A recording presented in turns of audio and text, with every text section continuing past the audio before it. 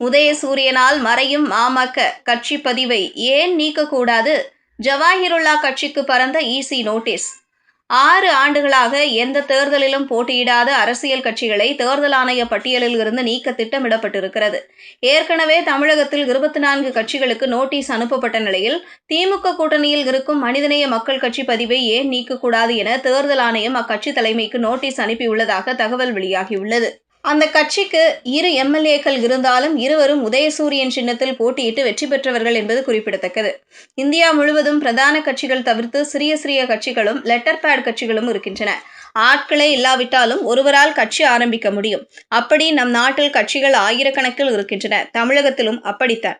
இந்த நிலையில் பெயருக்கு கட்சியை ஆரம்பித்துவிட்டு வரி விலக்கு உள்ளிட்ட சலுகைகளை பெறுவதாக புகார் எழுந்தது.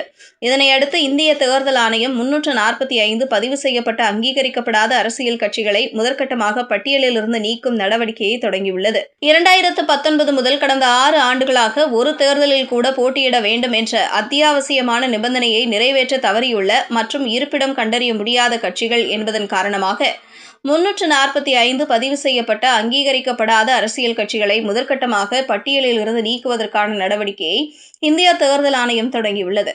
எனவே நாடு முழுவதும் இத்தகைய கட்சிகளை அடையாளம் காணும் பணியை தேர்தல் ஆணையம் மேற்கொண்டது. இதன் அடிப்படையில் 345 கட்சிகள் தற்போது வரை அடையாளம் காணப்பட்டுள்ளன.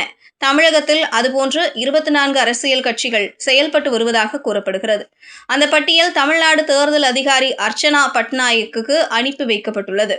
அதன்படி அண்ணா, எம்ஜிஆர், ஜெயலலிதா, திராவிட முன்னேற்றக் கழகம், அப்பா அம்மா மக்கள் கழகம், தமிழ் மாநில கட்சி, தமிழ்நாடு விவசாயிகள் மற்றும் தொழிலாளர் கட்சி, வளமான தமிழகம் கட்சி உள்ளிட்ட 24 கட்சிகளுக்கு விளக்கம் கேட்டு நோட்டீஸ் அனுப்பப்பட்டுள்ளது.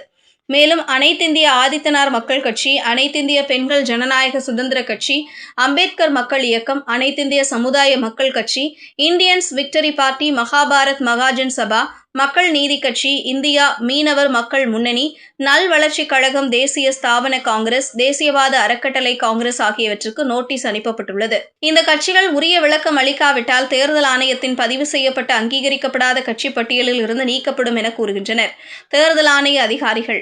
இந்த நிலையில் தமிழகத்தில் உள்ள முக்கிய அரசியல் கட்சிகளில் ஒன்றாக இருக்கும் மனிதநேய மக்கள் கட்சிக்கும் தேர்தல் ஆணையம் நோட்டீஸ் அனுப்பிய தகவல் தற்போது வெளியாகியிருக்கிறது.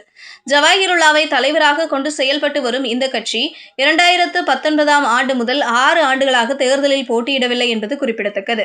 கடந்த 2021 சட்டமன்ற தேர்தலில் மனிதநேய ஜனநாயக கட்சி தலைவர் ஜவாஹிருல்லா பாபநாசம் தொகுதியிலும் அதே கட்சியைச் சேர்ந்த அப்துல் சமது மணப்பாறையிலும் போட்டியிட்டு வெற்றி பெற்றனர். ஆனால் இவர்கள் இருவரும் தனி சின்னத்தில் போட்டியிடாமல் திமுகவின் உதயசூரியன் சின்னத்தில் போட்டியிட்டது குறிப்பிடத்தக்கது.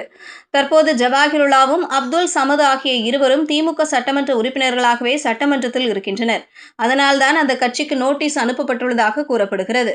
2011 சட்டமன்ற தேர்தலில் அதிமுக கூட்டணியில் இருந்தபோது மனிதநேய மக்கள் கட்சி வேட்பாளர்கள் தனி சின்னத்தில் போட்டியிட்டு வென்றது குறிப்பிடத்தக்கது.